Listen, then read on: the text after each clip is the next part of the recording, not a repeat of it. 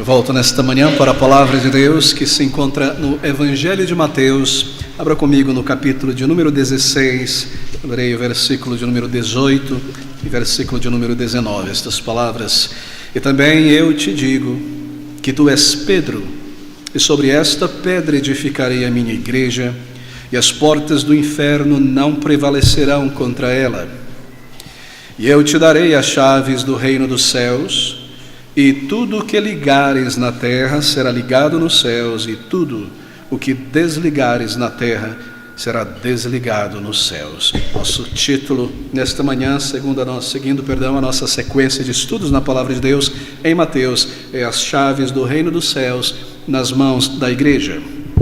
Devo recapitular por um momento, uma vez que nós tivemos uma pausa de um domingo, considerando o nascimento do Salvador, para retornarmos aqui ao nosso texto em particular. No versículo 13 deste capítulo ainda, nós lemos que o Senhor Jesus Cristo, chegando às partes de Cesareia de Filipe, interrogou os seus discípulos, dizendo: quem dizem os homens ser o Filho do Homem? Cesareia de Filipe, que não deve ser confundida com a Cesareia Marítima ali à beira do mar Mediterrâneo, a capital do Império Romano na Palestina, isto é, o centro de governo dos romanos na Palestina.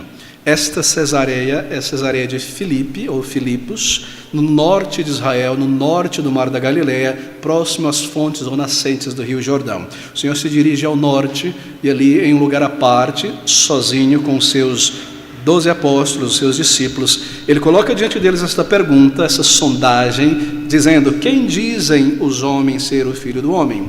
E eles disseram: uns João Batista, outros Elias e outros Jeremias ou um dos profetas. E nós já vimos que esta era a percepção de Herodes e do povo a respeito da pessoa de Jesus Cristo. Ou João Batista que ressuscitou, ou um dos profetas que voltou como Elias, ou um novo profeta que apareceu da parte de Deus no meio do povo de Israel.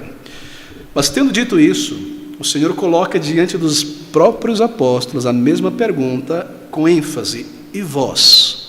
Em contraste com eles. E vocês, meus discípulos, o que vocês dizem?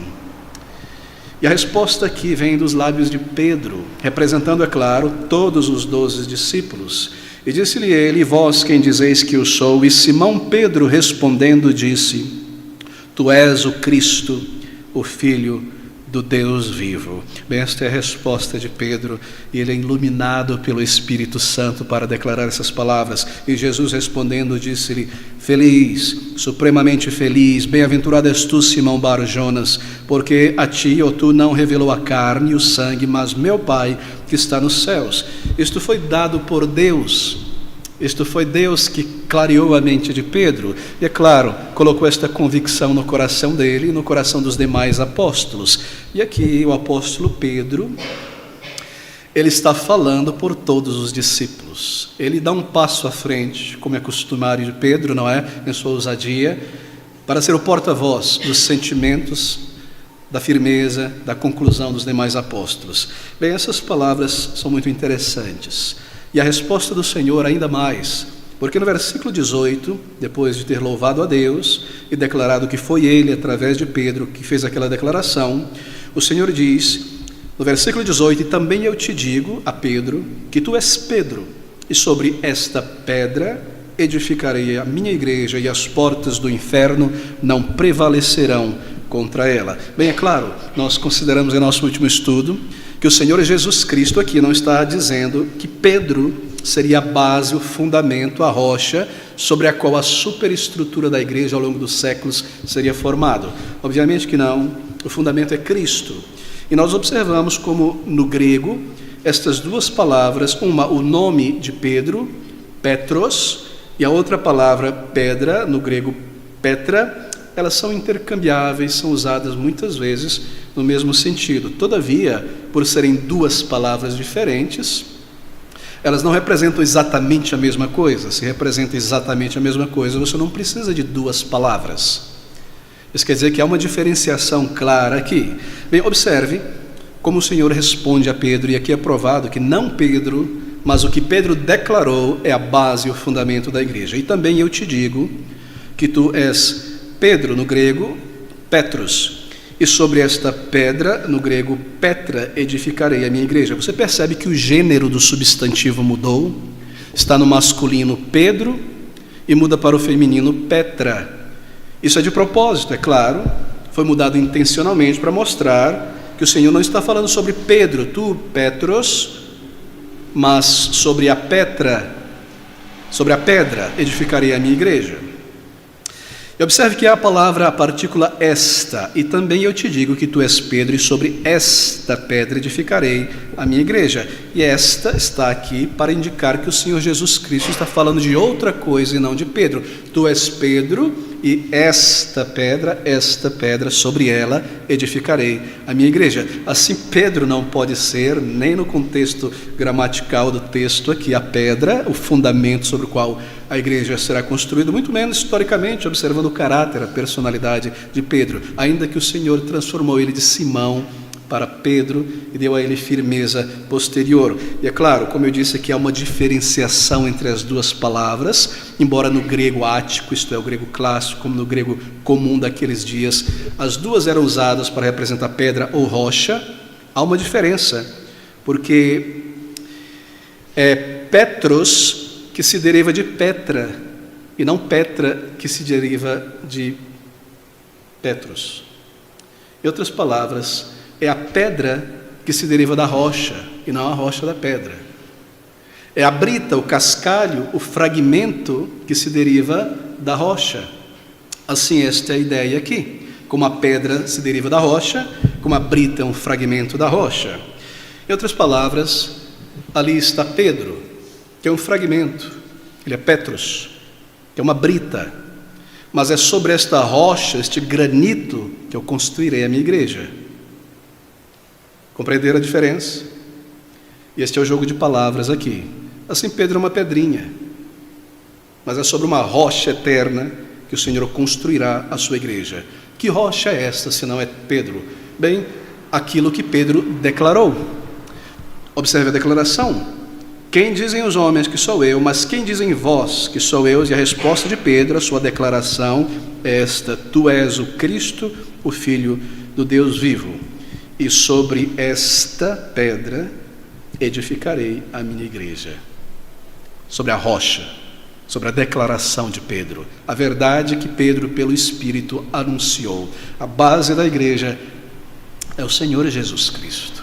Ele é a rocha eterna, ele é o fundamento firme, sólido, a rocha eterna para todas as épocas, a base da igreja. E nós consideramos, é claro, isso em muitos detalhes, no último domingo de estudo nesse texto, percebemos que a igreja é fundada sobre a verdade que Pedro aqui declara: Cristo é o Filho do Deus vivo. Bem, isso está de acordo, é claro, com outras declarações do Novo Testamento. Assim, nós não nos fundamos apenas nesse texto para afirmar o que nós afirmamos.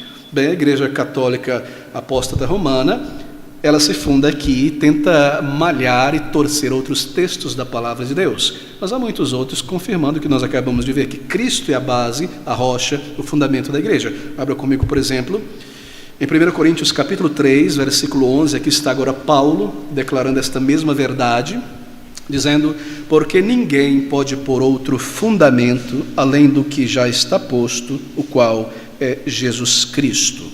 Pedra de fundação, a base, o sustentáculo. Se você abrir em Efésios capítulo 2, no versículo de número 20, é repetida a mesma verdade aos Efésios. Edificados, a igreja, sobre o fundamento dos apóstolos e dos profetas, de que Jesus Cristo é a principal pedra de esquina. Bom, se é principal, isso quer dizer que há outras pedras, ele é principal? Não. Isso quer dizer que ele, sim, há outras pedras, mas não de fundação, porque a ideia aqui não é uma construção típica de nossos dias, mas aquela construção semítica dos judeus, casas de pedra, e havia uma pedra no ângulo, na quina, não é?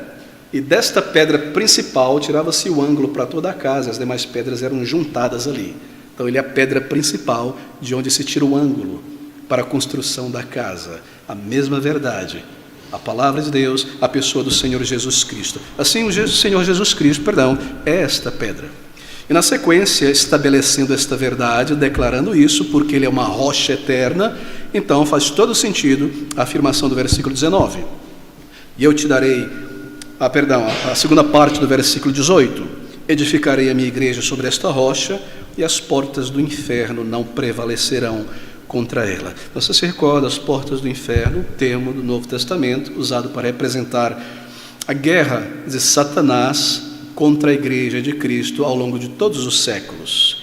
E estas grandes portas, como as portas imensas, fortificadas de um castelo, de uma cidade, elas não permanecerão fechadas, conforme a igreja atenta contra elas para abri-las e resgatar pessoas de lá. As portas do inferno não prevalecerão fechadas contra a investida da igreja. Que a igreja, porque está fundada nesta rocha eterna, seguirá em frente pregando o evangelho, e o inferno aqui, pessoas condenadas, não que já estejam lá, mas legalmente lá, aquele que não crê já está condenado, serão tiradas dali pela pregação do evangelho. Assim, as portas do inferno, que é a milícia de Satanás contra a igreja, não conseguirá, por fim, manter pessoas no engano. O homem mais valente irá entrar neste forte, amarrar este homem valente e tirar dali os seus bens. E ao longo da história ele segue fazendo isso através da proclamação do seu evangelho, e o evangelho é proclamado pela igreja. Assim as portas do inferno não prevalecerão. E a ideia é essa, que há uma igreja do Senhor Jesus Cristo em todas as épocas até o final dos tempos, e as portas do inferno em cada geração, em cada país, conforme o evangelho segue em frente resgatando almas, elas não podem prevalecer permanentemente contra a igreja, seja por legislações, por regimes políticos, pelo poder da espada, do engano e da mentira. A igreja não será mantida, detida por completo. Ela arrancará dali, ela avançará, porque a rocha eterna é o Senhor Jesus Cristo, e quem se lança sobre esta rocha vira pó. Assim o Senhor prevalece. E é nesse sentido, queridos amigos, que as palavras de Apocalipse se aplicam a nós hoje como igreja. Hoje, mesmo aqui, nós já somos mais do que vencedores. A campanha já está decidida. O fim da guerra já está estabelecido. Nós estamos nesta boa milícia, mas nós já somos mais do que vencedores por Cristo Jesus, a rocha eterna. E essa é a ideia. Bem, essas portas, por mais imensas que sejam, elas podem tentar resistir pelo engano, pela mentira de Satanás e seus anjos, tentando manter pessoas na ignorância, no amor ao pecado, dominando-as com todo tipo de coisa, mas o evangelho será trazido e elas não resistirão permanentemente. E assim o Senhor guiará a sua igreja em cada geração para avançar e ganhar terreno e reunir os seus eleitos, e milhares, milhões e milhões de homens e mulheres condenados ao inferno são resgatados agora. E estas portas em cada geração não podem prevalecer contra a igreja. E essa ilustração contida nessas palavras do versículo 18, nós estamos ainda recapitulando. Cristo é a rocha inabalável sobre a qual a igreja é construída. As colunas desta igreja são os apóstolos, porque eles recebem de Cristo a verdade e transmitem às igrejas, estabelecendo igrejas locais. E assim a igreja está fundamentada em Cristo, e nas colunas são os apóstolos. A base é Cristo. O sustentáculo é Cristo. É Ele. E nós recebemos esta verdade através dos seus servos. Diretamente de Cristo, é claro, que ensinou aos seus servos, que receberam de Cristo e transmitiram à igreja. Bem, a igreja segue conquistando. E no versículo 19, que é onde nós voltamos a nossa atenção nesta manhã, nós lemos estas palavras que continuam o raciocínio do versículo 18. E ele se dirige a Pedro em particular, e eu te darei as chaves do reino dos céus, e tudo o que ligares na terra será ligado nos céus, e tudo o que desligares na terra será desligado no céu. Bem, este versículo tem sido, quanto o 18 também, motivo de imensa controvérsia ao longo dos séculos. Não porque seja um versículo ambíguo, nebuloso, complicado no original mesmo aqui, mas porque ele é transformado em um versículo nebuloso, porque quando algo é muito claro e alguém é contra isto, uma das estratégias é tentar embaçar a visão, confundir as coisas, para dizer, não, qualquer possibilidade pode sair daqui, há muitas maneiras, etc, etc. Isso tem feito a Igreja Católica para tomar esses 2 versículos como base para a sua autoridade, a autoridade do Papa e da Sé romana. Mas nós lidaremos com isso nesta manhã. Bem, nós temos 2 metáforas, então, aqui neste versículo 19. A primeira, chaves do reino dos céus, e a segunda, tudo o que ligares, tudo o que desligares. Metáforas ou comparações aqui. E eu, Pedro, te darei as chaves do reino. Bem, o Senhor começa aqui a falar sobre o ofício público dos ministros de Cristo, dos apóstolos, primeiramente, em particular, e dos demais ministros de Cristo ao longo dos séculos, porque o contexto é a igreja seguindo em frente vitoriosa. Agora, marque você, não é interessante? Ainda não existe a igreja local. Não existe uma igreja local em Jerusalém, nem em Antioquia, nem em Efésios. É a primeira vez que a palavra igreja é utilizada como assembleia daqueles que são chamados para fora. Na mente desses apóstolos, eles não têm a visão que terão posteriormente, algumas décadas depois, de igrejas locais estabelecidas com governo de presbíteros, diáconos auxiliando o povo de Deus, adoração, evangelismo, batismo, ceia do Senhor. Mas ele já está falando sobre essa instituição, e eles compreenderão com mais clareza, após a morte e ressurreição de Cristo, a vinda do Espírito Santo e a formação dessas igrejas locais, iniciando, é claro, ali em Jerusalém. E o Senhor está então tratando aqui do ofício destes pregadores, desses apóstolos. Bem, o Senhor Jesus Cristo está dignificando o ofício dos seus servos aqui. E ele está dizendo por essa metáfora que os ministros do Evangelho, primeira metáfora, os ministros do Evangelho, eles são porteiros, assim por dizer, do céu. Veja novamente. E eu te darei as chaves do reino dos céus. Assim por dizer, os ministros de Cristo, iniciando com os apóstolos, são como que porteiros do céu. De que maneira? Porque eles carregam a chave. Ao longo dos séculos, a igreja, os ministros de Cristo, pela pregação do Evangelho, carregam as chaves do reino dos céus. E eu desejo explicar isso nesta manhã.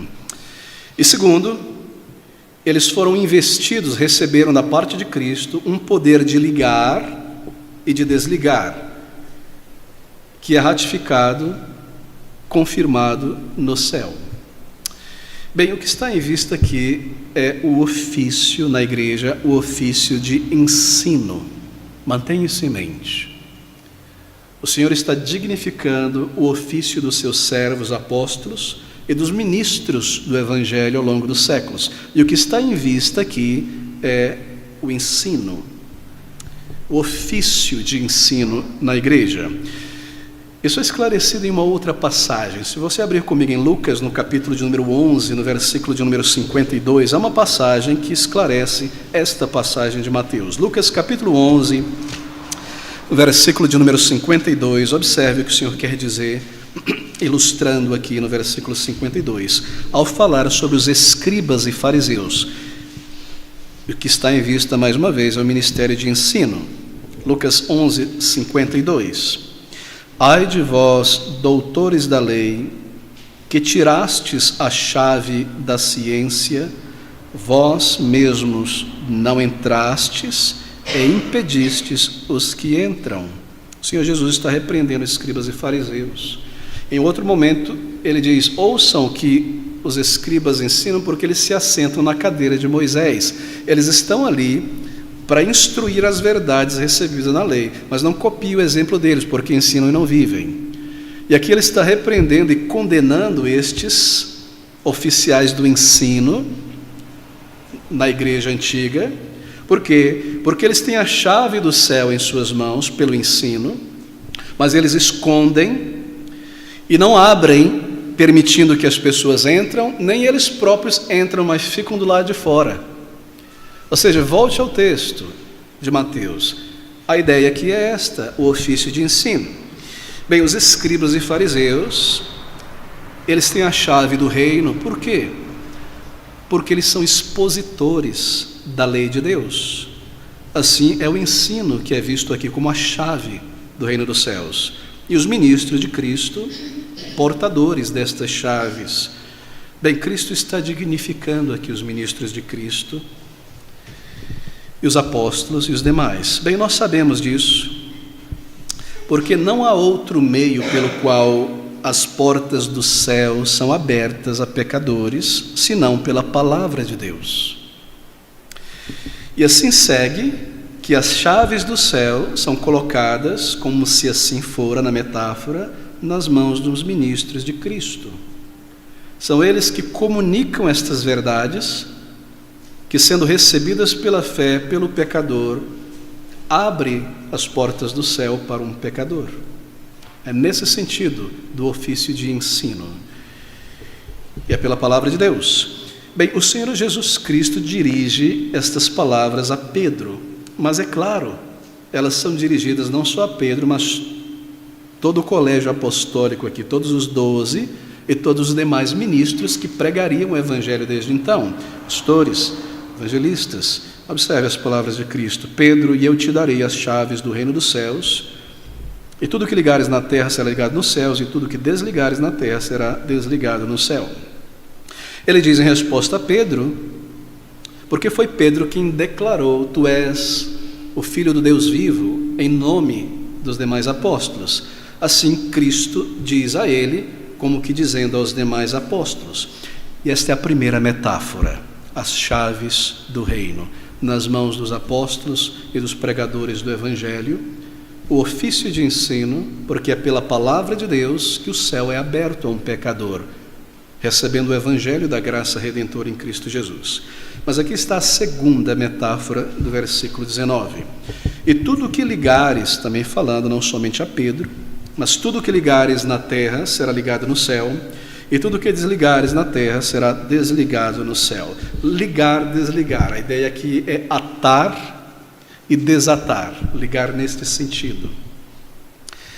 O que está em vista é o perdão de pecados. Bem, isso é muito importante ser compreendido nesta manhã. Porque é Cristo Jesus, o Senhor, que pelo seu Evangelho nos livra da condenação do pecado. E assim ele nos desata desta corda que nos amarrava à condenação eterna. Ele nos desata, ele nos desliga. Percebe? Cristo é quem faz isso. A doutrina do Evangelho, isto é, o ensino, o Evangelho em si, é designado, é apontado para Deus, por Deus, como meio de desatar, de desligar as cadeias.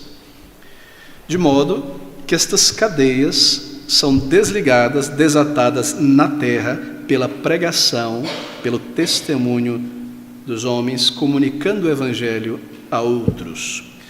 Assim, nós somos em realidade espiritual, falando teologicamente, desatados no céu da condenação que é apagada pela fé no Evangelho, nos méritos de Cristo Jesus. E que a certeza que uma pessoa pode ter de vida eterna ou de morte eterna, ela não obterá de nenhuma outra fonte senão do Evangelho. Ao rejeitar o Evangelho, esta pessoa não está rejeitando homens que pregam o Evangelho. Está rejeitando o caminho de salvação, o meio de ser liberto do domínio do pecado e de Satanás. Então, esta é a ideia de ligar e de desligar. Ou seja, Deus dá grande, imensa honra ao seu Evangelho. Dá ao Evangelho um poder de libertar pessoas eternamente, de transformá-las eternamente. Todavia, o Evangelho não está se espalhando pelo vento e chega aos nossos ouvidos trazido pelo vento. É comunicado pelos seus servos, e assim é neste sentido que eles são os portadores da chave de entrada no reino de Deus. Portadores não é detentores, no sentido de que eles guardam para si, eles carregam. É a igreja que está em vista aqui. É o pregador, os pregadores, os evangelistas, o povo de Deus em testemunho.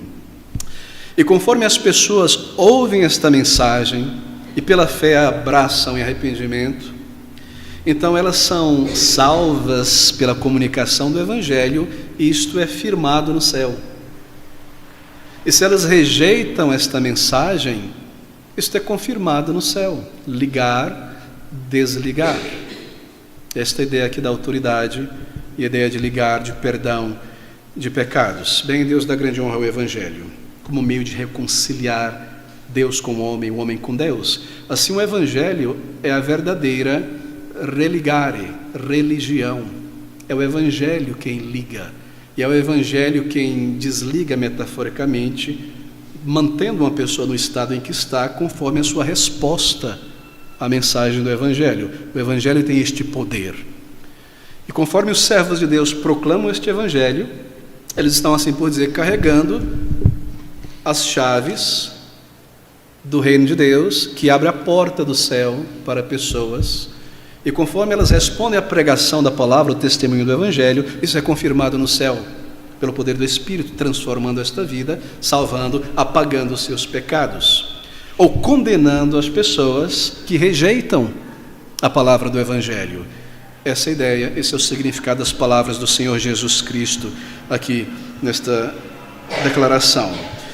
A mensagem é levada aos homens por pobres mortais pregadores, crentes no Senhor, mas ela é ratificada, confirmada no céu. Agora, queridos amigos, o catolicismo romano, ele subverter é mudar, tirar, trocar a fundação da Igreja de Cristo. O catolicismo romano e ortodoxo, é claro, subverte esta fundação e subverte o ensino sobre as chaves e sobre o ensino do ligar e do desligar que é dado ao Evangelho e aos servos do Senhor, conforme eles proclamam este Evangelho. Nesse sentido, de que maneira? Primeiro, porque o catolicismo romano tira Cristo como a base, a rocha, a fundação da Igreja, e coloca o Papa, o clero, dá ao clero e ao Papa esse poder, esta autoridade que Deus delegou ao seu Evangelho e ao seu povo. Por quê? Veja, o Senhor Jesus Cristo, ao dizer estas palavras a Pedro, repito, ele não está dizendo apenas a Pedro, como um argumento que se possa utilizar dizendo, Cristo deu a Pedro toda a autoridade universal, Pedro pastoreou Roma, ele estabeleceu sua sede ali, assim os pastores de Roma recebem de Pedro a autoridade para serem cabeça do mundo, todas as igrejas do mundo inteiro. Não, ele está dizendo a todos os apóstolos. Veja no capítulo 18, versículo 18, é repetido. Aqui está no contexto da disciplina, nós ainda tocaremos nisso. Em verdade, está no plural agora. Vos digo que tudo que ligardes na terra será ligado no céu, e tudo que desligardes na terra será desligado no céu. O contexto é disciplina, governo na igreja, versículo 17. E se não as escutar, diz a igreja, tem visto aqui o corpo dirigente da igreja, e se também não escutar a igreja, considera-o como um gentio e publicano. Em verdade vos digo que tudo que ligardes, trazer uma pessoa para a membresia na terra será ligado, no céu confirmado. E tudo que desligares, disciplina, excomunhão, será desligado no céu. Não se refere à perda de salvação, nós chegaremos a este ponto muito em breve aqui. Mas veja, o meu ponto é, isto é dito a todos os apóstolos, outra vez vos digo, e por consequência aos ministros do Evangelho, a igreja do Senhor Jesus Cristo. Assim o catolicismo subverte esta verdade, tirando Cristo e colocando ali Pedro e por consequência os seus papas. Agora, quais são os argumentos? Nós precisamos passar um pequeno tempo aqui, porque isso é muito importante. Quais são os argumentos utilizados pelo catolicismo romano para isso? Bem, eles afirmam que o ofício que Cristo deu a Pedro, assim eles interpretam, foi também passado à frente, consequentemente, ao longo da história. Eles veem Pedro como a base, como a rocha. E sobre a pessoa de Pedro, toda a igreja seria fundada. Pedro como autoridade universal em todas as igrejas. É assim que eles encaram. E eles veem também que esta autoridade dada ao homem Pedro, ela seria passada à posteridade. Pedro recebeu a primazia sobre todas as igrejas de Cristo, é o argumento, em todo o mundo. e essa autoridade seria passada hereditariamente a outros demais. Bem, esse é o argumento. Mas veja, queridos amigos, sim, o Senhor Jesus Cristo está aqui em seu treinamento dos apóstolos, com o grupo apostólico, dando uma certa primazia a Pedro entre os apóstolos, sim. Mas a primazia no sentido de ser o porta-voz deles. E nós vemos que isso acontece. Em Atos capítulo 2, quando o Espírito de Deus desce sobre todos os discípulos, Pedro tem a primazia de pregar o Evangelho, ser o porta-voz da igreja ali, e muitas conversões. Quando os discípulos estavam reunidos após a ressurreição de Cristo, em outros momentos, Pedro tem a palavra ali para representar os apóstolos. Ele não tem uma autoridade sobre os apóstolos, e nós percebemos isso ao longo das cartas do livro de Atos, sobretudo. Pedro se coloca junto com os demais apóstolos, mas é o porta-voz aqui. Assim ele recebe esta primazia aqui, e também após o perdão, quando Cristo ressuscita e diz a ele: Pedro, pastoreie, alimente as minhas ovelhas. Mas sempre que ele faz isso, nós observamos que ele faz isso como um apóstolo dentre os demais apóstolos. Ele escreve lá em sua primeira carta como um ancião entre outros anciãos. Eu também, que sou um presbítero como vocês, vos recordo disso. Assim lhe é dado esta primazia, mas não um poder acima dos demais apóstolos, nem autoridade sobre a igreja. É uma pequena primazia, assim por dizer, como porta-voz, e todo grupo de pessoas reunidas em instituição precisa de alguém que preside, que seja porta-voz. É também dado entre os apóstolos, naturalmente. E nós vemos isso acontecer em muitas instâncias. Mas é entre os apóstolos, e não poder e autoridade sobre todas as igrejas locais em todo o mundo. Mas esta é a visão do catolicismo romano. Pedro é a base, a autoridade, a fundação. Ele tem autoridade universal sobre todas as igrejas. Construirei a minha igreja sobre ti, Pedro, então ele tem autoridade sobre todos. E assim ele passa esta autoridade, conforme ele sai de cena, a outros homens que vão passando, daí a autoridade do Papa, de uma igreja sobre todas as demais igrejas. Esse é o argumento, mas não. Há uma primazia no sentido de porta-voz dos apóstolos aqui, para o período apostólico apenas. E na sequência, claro, nós não vemos que Pedro, ele passe sua autoridade apostólica para nenhum homem. Não é passado de maneira alguma. Não há tal coisa. Não há uma cerimônia, um momento em que Pedro fala: e agora eu passo o cetro para Clemente de Roma, ou para Júlio de Roma, os primeiros pastores ali. De maneira alguma. Você não vê isso em lugar algum. A transmissão da autoridade apostólica que Cristo deu aos 12 apóstolos, somente sendo passada esta autoridade para outros apóstolos, ficam para trás. A autoridade deles está na palavra de Deus, porque é inspirado por Deus, dentro da autoridade de Cristo. O que nós temos então são pastores, presbíteros, e cada igreja local com seu governo bíblico local. Então Pedro recebe uma primazia como porta-voz dos demais apóstolos. A autoridade das chaves, ligar e desligar, é dada à igreja, aos ministros, ao pregador do evangelho, a todo evangelista. A autoridade está no evangelho, certo? Na palavra, não na pessoa. Isso é passado sim ao longo das gerações, mas Pedro não recebe de Cristo uma autoridade, um poder universal sobre todas as igrejas do mundo inteiro. Mas este é o argumento do catolicismo romano. Somente um dos apóstolos, para o período apostólico, e você não vê isso sendo passado a nenhum outro homem. Bem, ele não recebe permissão do Senhor Jesus Cristo para dar autoridade apostólica a qualquer outra pessoa. Você não vê isso em lugar nenhum. Você, por exemplo, não vê nenhuma instrução do apóstolo Paulo ou de Pedro para a separação de apóstolos. O apóstolo deve ser assim, qualificação, isso. Não. Você vê pastores, presbíteros, qualificação para separar um homem na igreja, essa. Diáconos, essa. Apóstolos, não há ali. Ou seja, um argumento que não tem qualquer base na palavra de Deus, nem sustentação histórica, um argumento esdrúxulo. Bem, agora vamos supor algumas coisas aqui para ver também a contradição dessa afirmação do catolicismo romano para o seu papado e para a autoridade da igreja de Roma.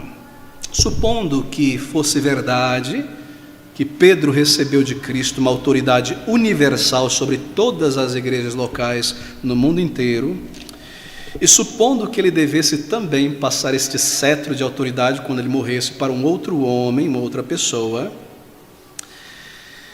bem, a Igreja Católica Romana ainda precisa provar, evidenciar que Pedro fez isso, que ele passou o cetro de sua autoridade universal à igreja localizada na cidade de Roma, e não na cidade de Éfeso, e não na cidade de Jerusalém, e não na cidade de Antioquia. Por que Roma? O que Roma tem a ver com o início do cristianismo, os apóstolos? Nós estamos acostumados a declarar, a ouvir as pessoas declarar igreja apostólica, porque foi o apóstolo que fundou. Católica quer dizer universal, no original na verdade significa genuíno, genuína, verdadeira.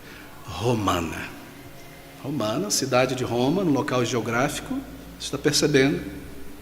Eles precisam provar que Pedro deu esta autoridade suposta ao pastor de Roma, e não ao pastor de Antioquia, de Éfeso, de Corinto ou qualquer outra. E assim não há provas. Mas qual é a afirmação que é feita então? Bom, a afirmação do catolicismo romano é a seguinte: Pedro morreu em Roma. Ele escolheu ir para Roma e assim ele estabeleceu a sua sé em Roma. Sé vem do latim sede, estabeleceu a sede da igreja na cidade de Roma. Bem, agora, Cristo, esse é o argumento, deixa eu recapitular, deu a Pedro a primazia, a autoridade. Pedro se estabelece na cidade de Roma e assim por consequência, logo a igreja que está em Roma tem o primado sobre todas as igrejas, e o pastor de Roma recebe o cetro de autoridade de Pedro, que recebeu de Cristo. Esse é o argumento. Mas isso não é provado, queridos amigos. É muito, muito incerto que Pedro tenha estado em Roma em algum momento, ou permanecido lá como pastor. Bem, é muito provável que ele tenha estado, o Senhor, que tenha morrido lá, mas não que ele tenha pastoreado alguma igreja em Roma. Não há evidências para isso. E nós começamos, é claro, da fonte interna, primária, que é a palavra de Deus, para depois lidar com as fontes externas, o registro da história. Se você considera, por exemplo, em sua leitura de Gálatas, escrita por Paulo, no 2º e no 3º capítulo, faça essa revisão em casa depois. É evidente que Pedro, depois da morte do Senhor Jesus Cristo, permaneceu em Jerusalém por pelo menos 20 anos. Ele permanece em Jerusalém desde a morte de Cristo por pelo menos 20 anos. E nós lemos que depois ele sai de Jerusalém e ele vai para Antioquia. Não se sabe exatamente quanto tempo ele permanece na igreja de Antioquia. Alguns dizem 7 anos, outros asseveram 15 anos. Vamos dizer aí 10 anos, 11 anos, um meio termo. Agora você tem 20 anos em Jerusalém e mais 10 anos em Roma. Perdão, mais 10 anos em Antioquia. Como ele poderia ter estado em Roma? A Igreja Católica Romana afirma que Pedro esteve 25 anos pastoreando em Roma e depois faleceu ali, martirizado. Mas ele está 20 anos em Jerusalém e depois mais pelo menos 10 anos em Antioquia. É o que nós aprendemos. Segundo, e estou mencionando aqui cronologicamente, não é? Porque nós temos o período em que Pedro morre. Ou seja, se ele esteve em Roma, então foi por pouquíssimo tempo, não por 20 anos, 25 anos, alguns poucos anos. Mas segundo, em Gálatas também, eu gostaria de abrir apenas um versículo em particular, nós lemos que o Senhor, pelo Espírito, Ele distribui, divide o trabalho de evangelismo, de pregação, de plantação de igreja aqui, simbolicamente dizendo, entre Pedro, não somente eles dois, mas entre Pedro e Paulo. Em outras palavras, Pedro deveria permanecer pregando o evangelho entre os judeus, e Paulo é quem deveria ir para os gentios. E é Paulo que nós encontramos em Roma, pregando, preso por 2 vezes, e não Pedro. Gálatas capítulo 2, versículo de número 9, estas palavras: e conhecendo Tiago, Cefas e João, que eram considerados como as colunas, conhecendo a graça que me havia sido dada, deram-nos as destras em comunhão comigo e com Barnabé, para que fôssemos aos gentios e eles à circuncisão. Estes demais apóstolos ficariam ali evangelizando os judeus, a circuncisão. E Paulo, junto com seus companheiros, aqui em particular Barnabé, depois Timóteo e outros, iriam aos gentios. E é isso que acontece, eles saem em suas viagens missionárias, 3 pelo menos, entre as gentes do mundo, os gentios. A Ásia e as igrejas são estabelecidas, e ele chega em Roma, entre os gentios. A igreja já tinha sido plantada ali, não por Paulo, muito menos por Pedro, por outros crentes. Quando ele chega lá, ele é recebido, não é? Auxiliado. Quando ele é preso ali, os crentes de Roma o auxiliam. Havia mais de uma igreja local em Roma, era uma cidade imensa, mais de 1,5 milhão de pessoas nesta época. Assim, Paulo vai aos gentios e não Pedro. Em Romanos 16, por exemplo, não voltarei a esses textos, nosso tempo é curto, Paulo escreve de Roma várias cartas. Ele escreve uma carta aos Filipenses, aos Efésios, aos Colossenses, Tessalonicenses também, e provavelmente a Timóteo. E ao escrever ali aquela carta,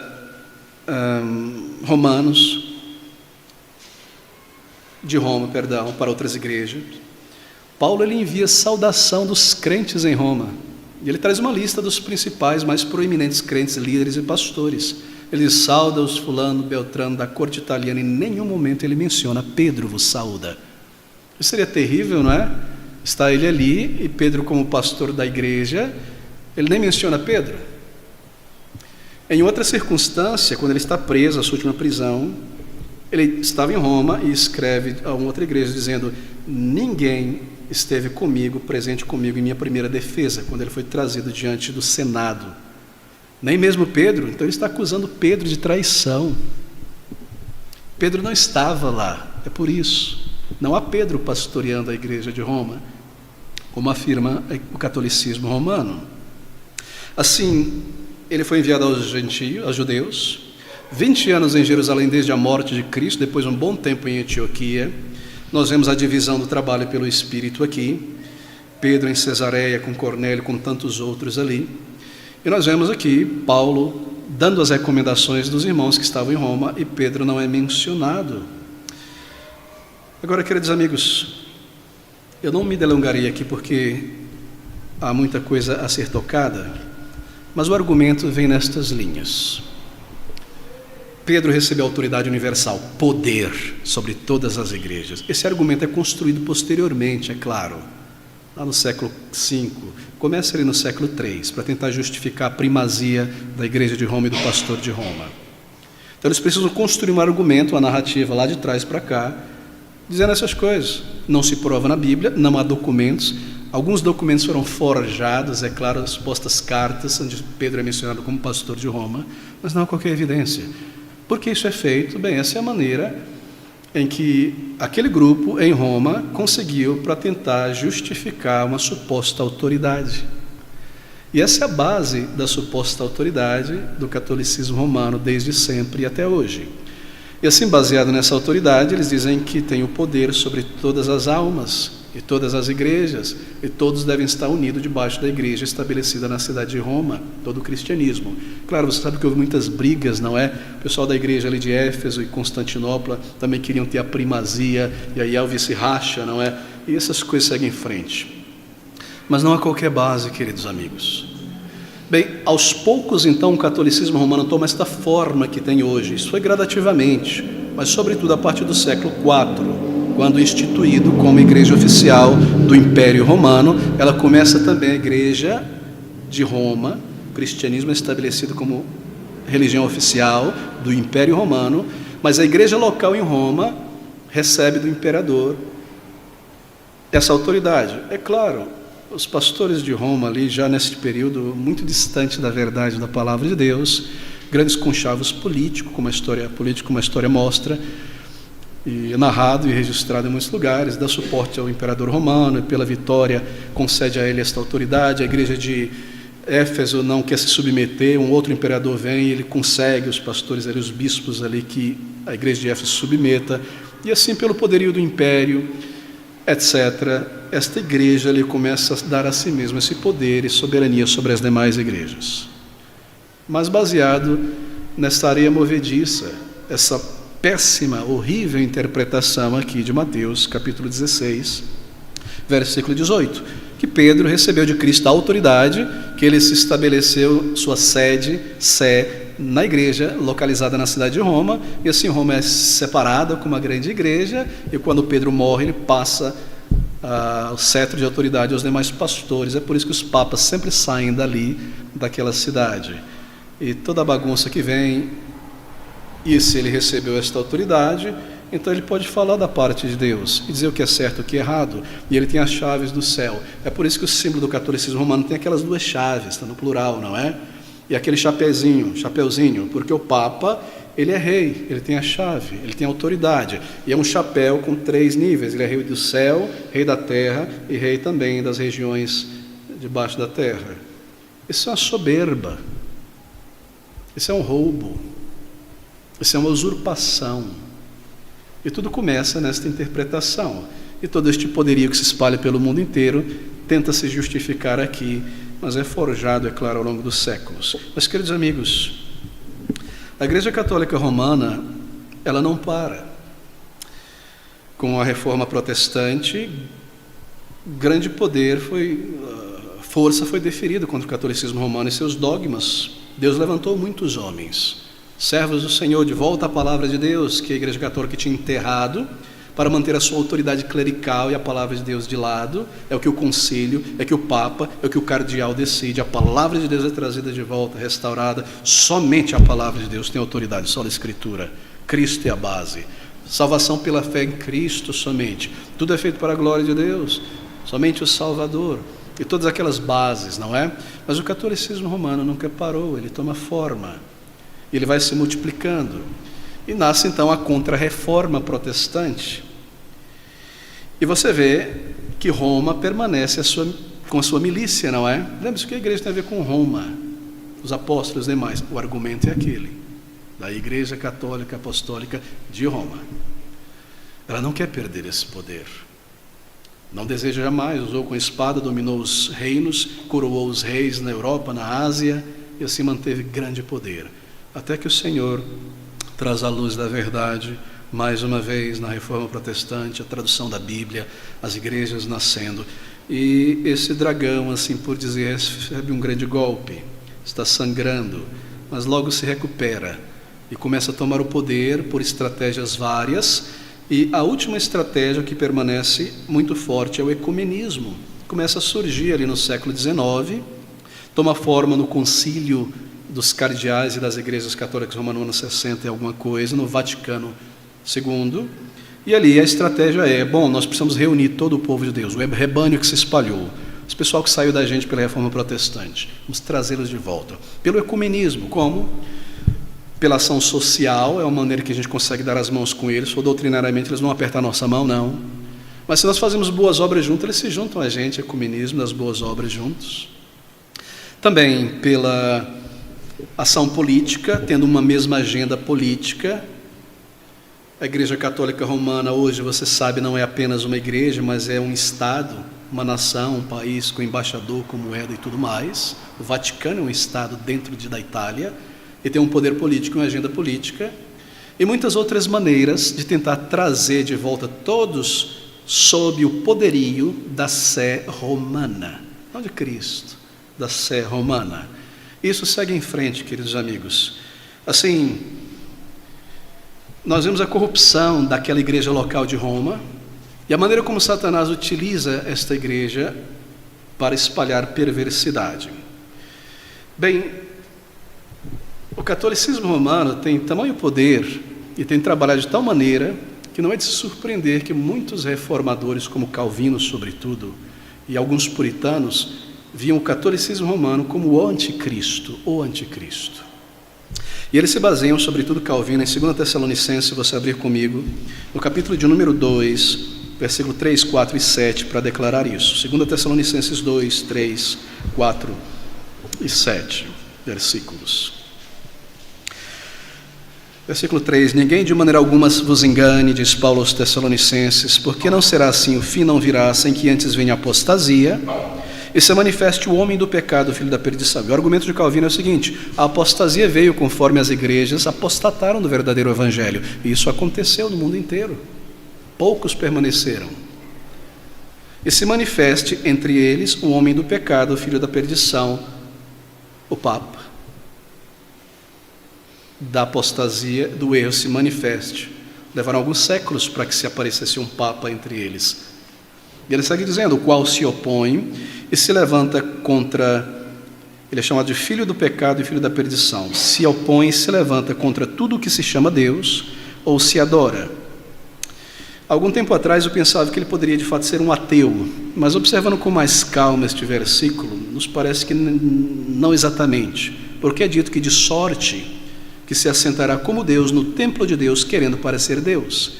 Ou seja, ele é contra tudo o que se chama Deus ou se adora, ele é contra outras religiões, porque ele quer manter a primazia. Ele quer ser adorado como Deus, e que ninguém mais adore ninguém, assim como Nabucodonosor, que é a sua estátua. Esqueça os deuses por um momento e adorem a mim, e orem a mim.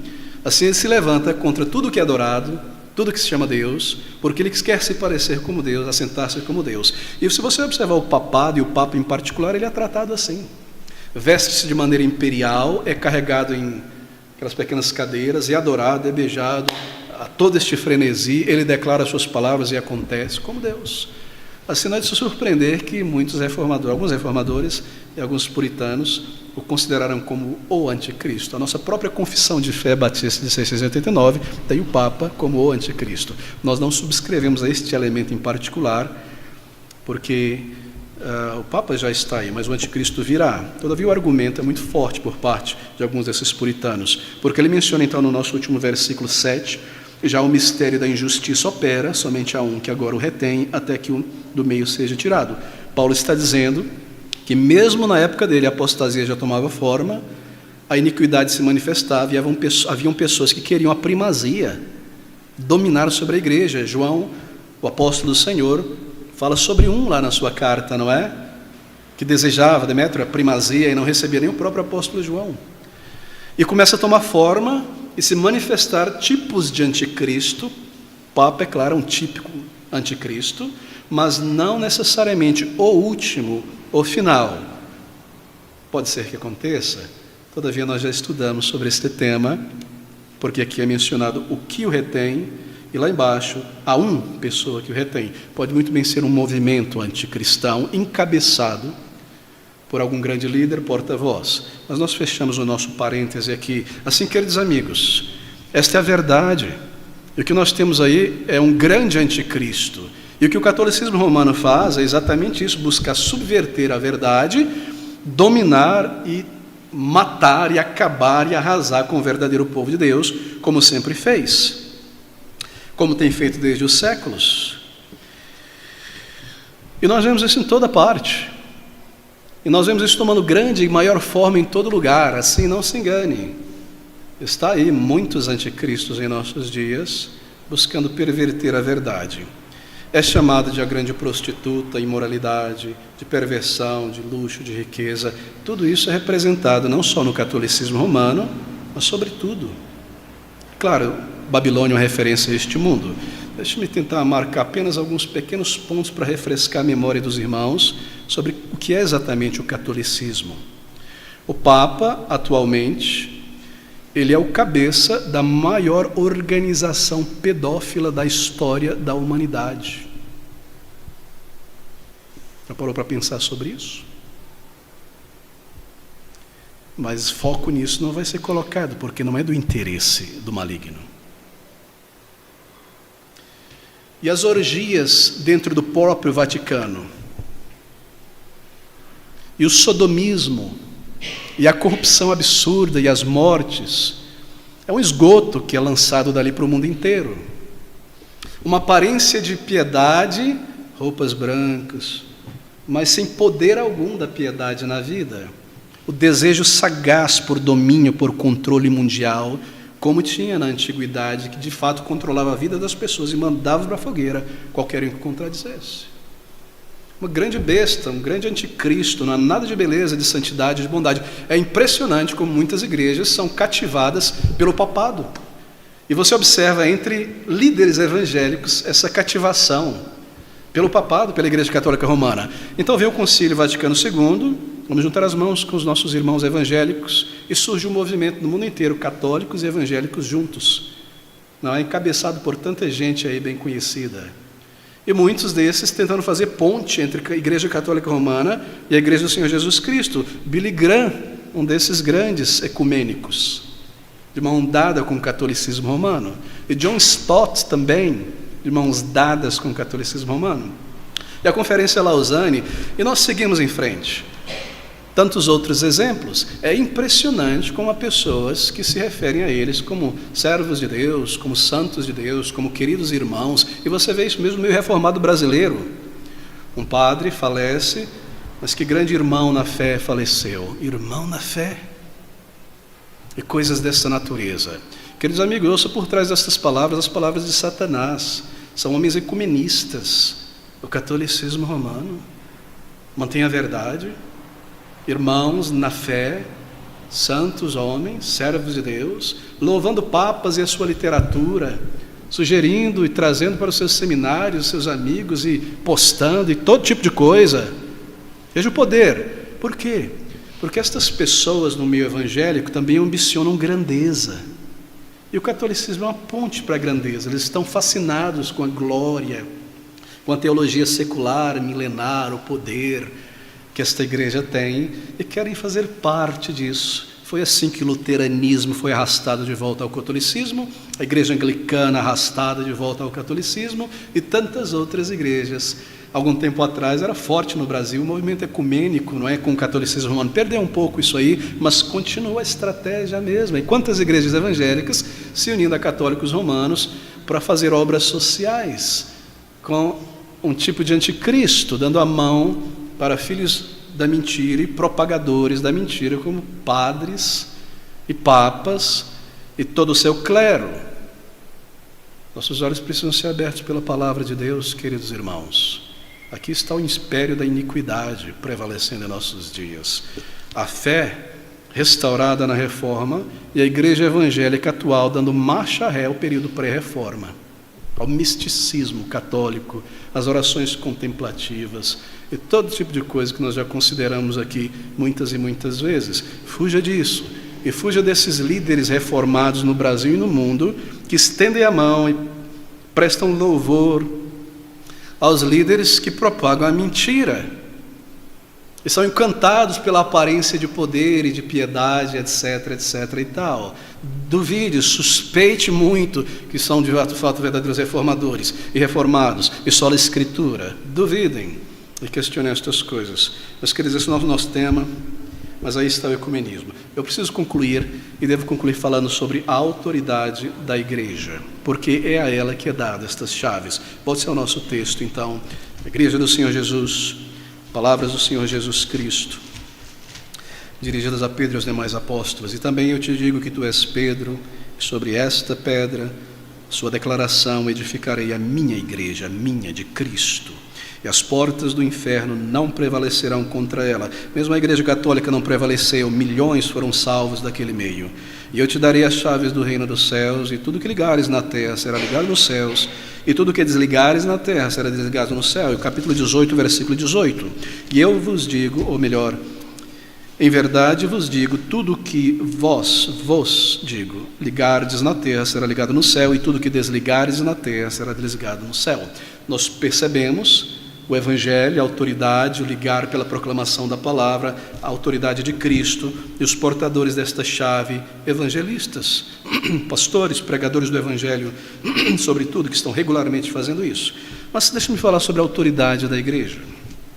Cristo é o Senhor da igreja, não um homem. Ele não compartilha o seu senhorio. Ele não subiu ao céu e deixou o seu senhorio, o seu cetro na mão de ninguém. Seu cetro é a sua palavra. Ele permanece Senhor. A igreja como um corpo tem uma cabeça, e esta cabeça não é um homem, é Cristo, Deus homem. Ele não deixou a ninguém como cabeça universal, vigário de Cristo, representante de Deus na terra. Não, ele próprio permanece, porque embora ele subiu corporalmente, ele permanece conosco pelo seu Espírito, pela sua palavra. Ele continua sendo a cabeça. Ele continua sendo o Rei, o Senhor. Ele possui domínio supremo sobre todas as coisas, Mateus 28:18, todo o poder me foi dado nos céus e na terra. Ele possui domínio absoluto sobre cada igreja local.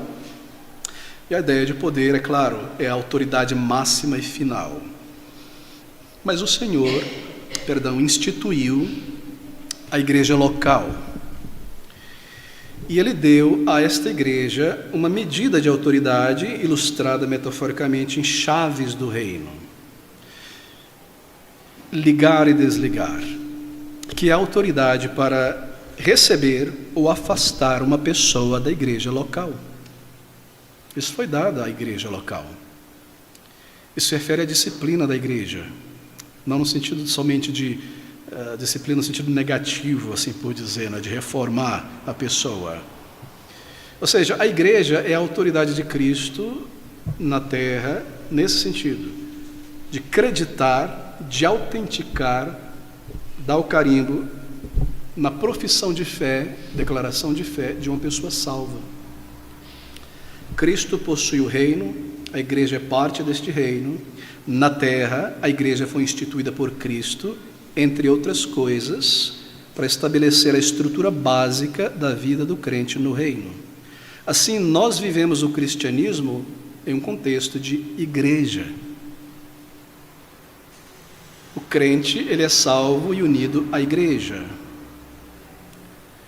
É a igreja quem, visivelmente, diante dos olhos do mundo e de outros crentes, declara, acredita, autentica, assim por dizer, publicamente reconhece um cidadão do reino, dizendo: este homem, esta mulher, de fato tem uma profissão de fé. E como é que a igreja faz isso?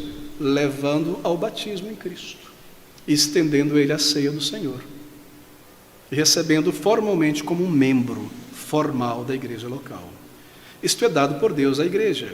Nenhum crente vive ou é chamado para viver fora da igreja. Não existe tal coisa como desigrejado. Isso é apenas desobediência, uma outra sinônimo para desobediência. Por quê? Porque ninguém autentica o seu próprio cristianismo, assim por dizer. Sim, nós temos um testemunho, mas como parte da igreja local, por si mesmo. Porque ninguém batiza a si mesmo, você é batizado pela igreja, que recebeu esta autoridade. E ninguém serve a ceia do Senhor a si mesmo. Você se une em comunhão com o povo de Deus em um corpo local, e a ceia é servida a todos nós. E você não se torna membro formal de um grupo local, você é recebido, escrutinado no testemunho, então recebido pela família de Deus como um membro formal. Assim, Deus, em Cristo, tem toda a autoridade, e Ele delegou alguma autoridade à sua igreja neste mundo, no sentido de representar, de ratificar o testemunho de conversão. Esse é o ligar. E o desligar, esta pessoa se comporta como um gentio e um publicano, está lá no texto que nós lemos. Então a igreja deve rejeitá-lo, e desligá-lo da membresia formal, e separá-lo da mesa do Senhor, e descreditar o seu batismo como apenas um banho. Você percebe a seriedade dessas coisas, meus irmãos? Nós queremos rejeitar a parafernália, a autoridade autoimposta do catolicismo romano, mas muitas vezes caímos no outro extremo de achar que a igreja é um vale-tudo, é só uma reunião de pessoas para adorar. Não. É uma instituição formal estabelecida pelo Senhor Jesus Cristo com uma medida de autoridade que vem da sua palavra. Assim, deixa-me fazer um paralelo com o Estado, por exemplo. No Estado, há certas coisas que somente o Estado, o governo, de uma cidade, de um país, tem autoridade para realizar. E o cidadão daquela sociedade não tem autorização, poder para realizar. É o Estado quem declara que uma pessoa é cidadão daquela nação. O Estado possui a autoridade e o mecanismo para isso. Para dizer, olha, este aqui é um cidadão, a lei diz isso, tem que nascer aqui, isso aqui. Nós acreditamos, está aqui o documento, está aqui o passaporte. A pessoa não faz isso consigo mesmo. Estou fazendo um paralelo para você perceber a igreja. Se você está em outro país e você é um cidadão deste país, ali vai haver uma representatividade da sua pátria. uma embaixada, um consulado.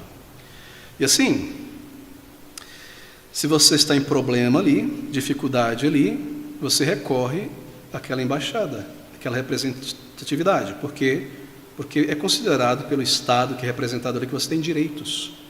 Se você está em outro país e perde o teu passaporte, você não vai conseguir sair dali. Aquele país não vai deixar. Para onde você vai? Para o cônsul, para a embaixada. E lá é verificado os teus direitos, e realmente é um cidadão do Brasil. Vamos produzir aqui um passaporte provisório, uma carta para ele voltar. É o Estado quem faz isso. Nós recebemos dessa maneira. Deus instituiu o Estado como um poder provisório, né? O poder da espada. Não entrarei em questões dessa, mas esta é a analogia. Assim, como uma embaixada de um reino em outro país, é a igreja uma embaixada do céu na terra, uma colônia do céu na terra. E é a igreja que declara para o mundo, autenticando, de fato, este homem, esta mulher, é um conosco, tem a Cristo, tem frutos, ceia, membresia formal, batismo, serviço ao Senhor. Ele representa os interesses do reino de Deus aqui nesse mundo, sim.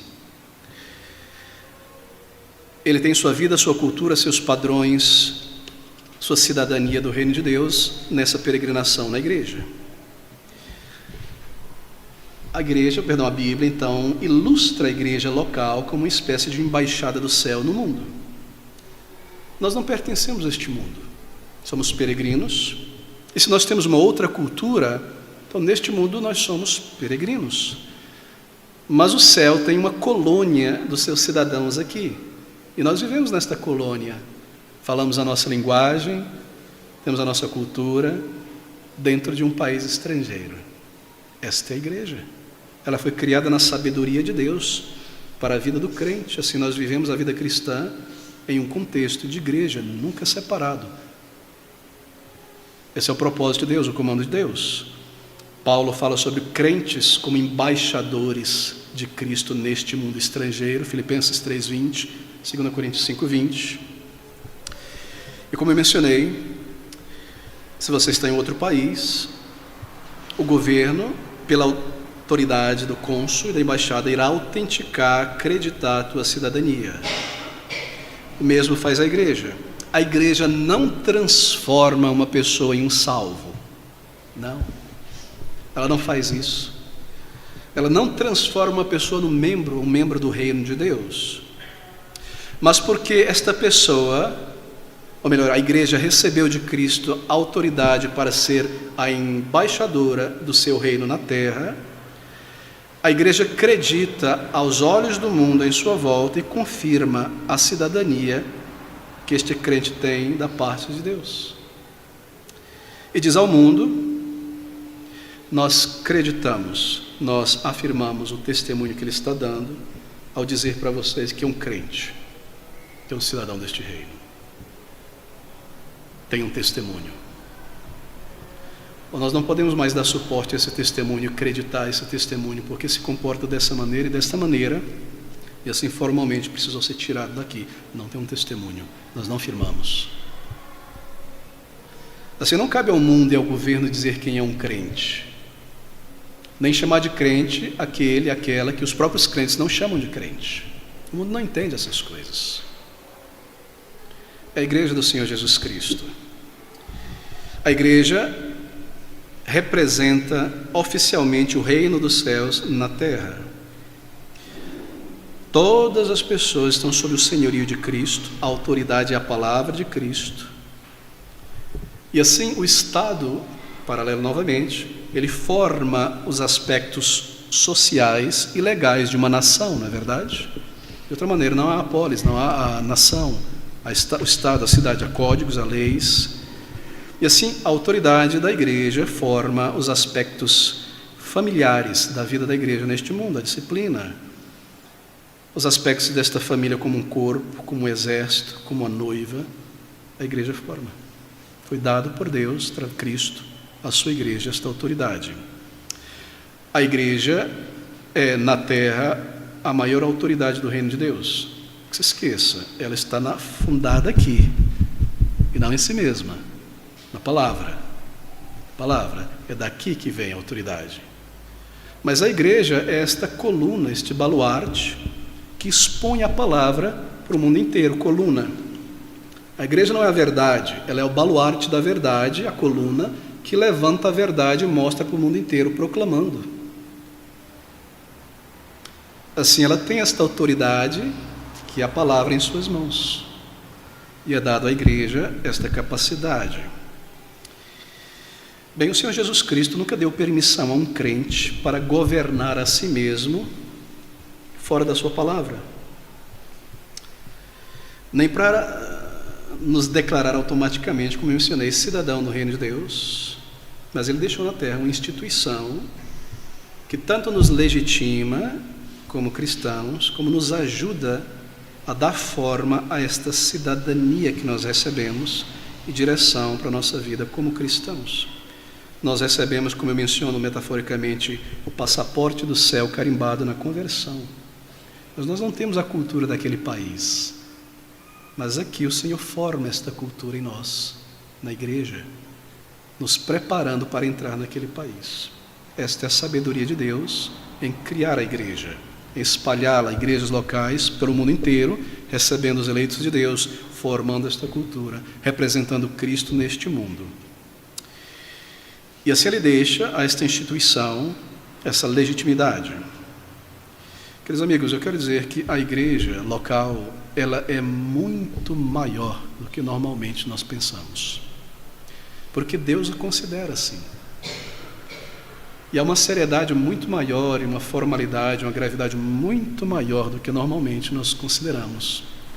E a maneira como nós agimos, vivemos e nos comportamos na casa de Deus tem consequências muito maior do que nós normalmente pensamos, porque esta é a igreja do Deus vivo. É a igreja de Cristo estabelecida por Ele. E Ele dá a esta igreja pastores para ensinar, alimentar, treinar. Há uma função, e Ele divide, ou seja, há uma organização estabelecida por Cristo, a autoridade sendo a palavra de Deus, e esta maneira de receber e testificar, acreditar o testemunho de uma pessoa.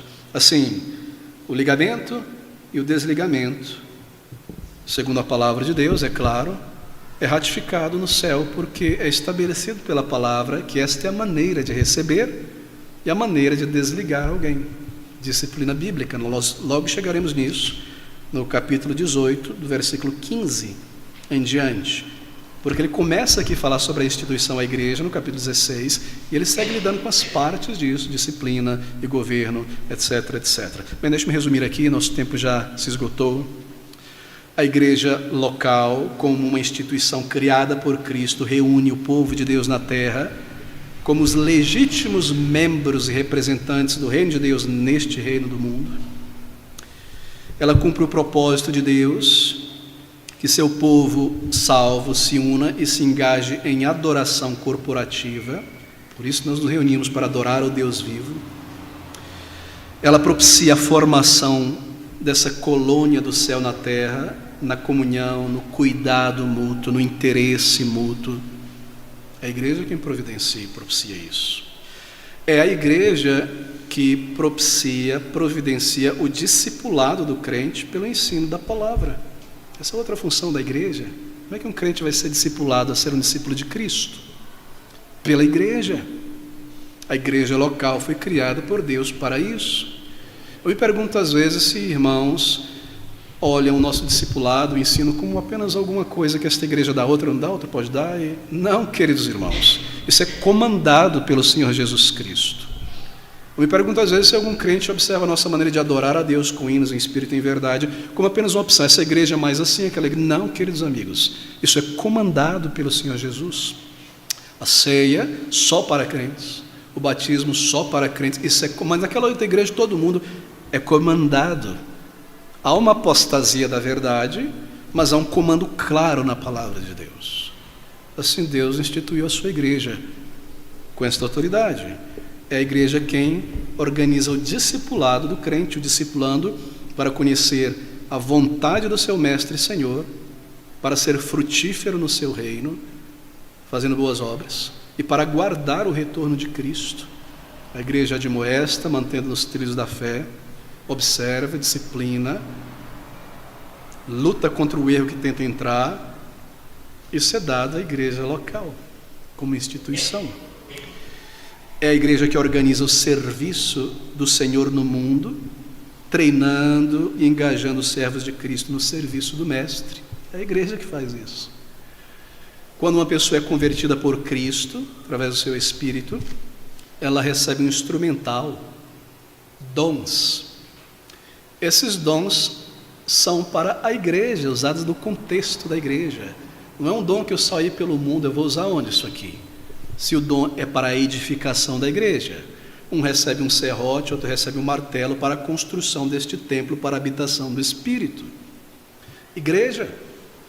Assim, o dom não é um perfume que eu recebo para sair no mundo, eu sou um grande cristão, veja como sou maravilhoso, um certificado, um troféu.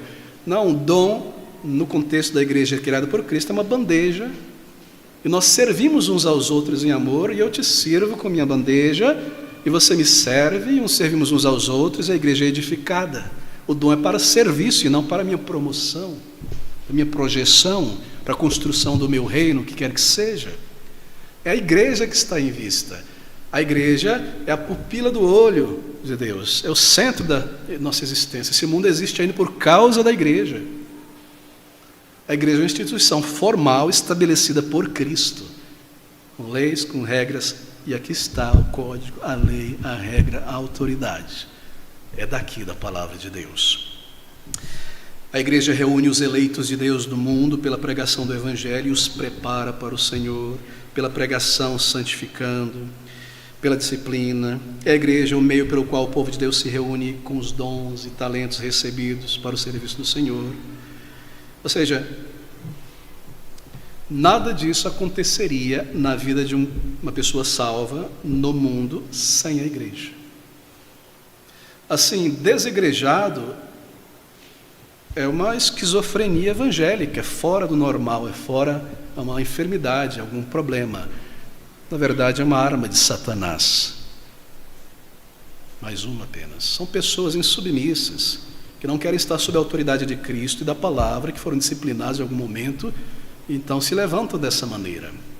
2, crentes que não se tornam membros, partes do corpo de Cristo, estão em desobediência ao Senhor Jesus Cristo. A igreja não é um acessório. Eu vivo a minha vida cristã nesse mundo, Deus me abençoa ali, e eu ponho esse acessório vindo para a igreja, sendo abençoado, me alegrando, recarregando a bateria. A igreja não é um posto onde eu recarrego a minha bateria para a semana. Ela é o meio como nós vivemos o cristianismo neste mundo. É o comando de Cristo, é a vontade de Cristo, é a sabedoria de Deus, a igreja local. Assim, meus irmãos, vamos rejeitar a parafernália católica romana, mas não lançar fora o bebê junto com a água de banho. Imaginar que igreja é qualquer reunião, qualquer lugar, qualquer gente, não, há uma estrutura, há autoridade na palavra, há uma maneira certa, há uma autenticação de um testemunho, há uma disciplina, há líderes, há ensino. Isso é estabelecido pelo Senhor Jesus Cristo Salvador. E nós vemos isto aqui. E essas palavras do Senhor: e eu te darei as chaves do reino dos céus, e tudo que ligares na terra será ligado nos céus, e tudo que desligares na terra será desligado no céu. Por quê? Porque eu te digo, sobre esta pedra edificarei a minha igreja, e ao longo dos séculos e até o final, as portas do inferno não prevalecerão contra ela. A manifestação da igreja universal mística é na igreja local. E ele está falando sobre a igreja local, espalhada pelo mundo inteiro. E nós vemos aqui o contexto, a disciplina, o ensino, a demonstração, o batismo, a ceia, etc, etc.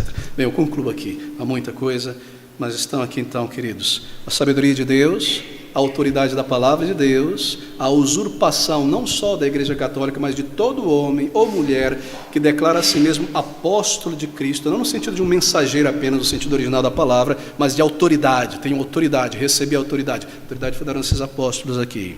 Rejeite. Vocês não creem em profetas e apóstolos? Cremos sim. Para hoje, sim. Estão todos aqui. Pedro, Paulo, Tiago, Jeremias. Cremos em todos eles. Registrado, confirmado, dado a eles, passado à igreja. Todos os demais são soberbos, instrumentos da vaidade na mão de Satanás. Por mais que tenham um sorriso lindo e andem para cima e para baixo, otorgando a si mesmo poder e autoridade. são instrumentos na mão do engano e colaboram com o engano. E com a vinda do anticristo, por fim, é claro, se nós nos afastarmos da palavra de Deus, queridos irmãos, não há mais nada. Se os fundamentos forem removidos, o que nós vamos fazer?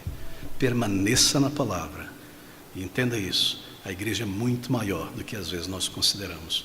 Vamos reajustar então a nossa percepção do corpo de Cristo, do dia do Senhor, do povo de Deus.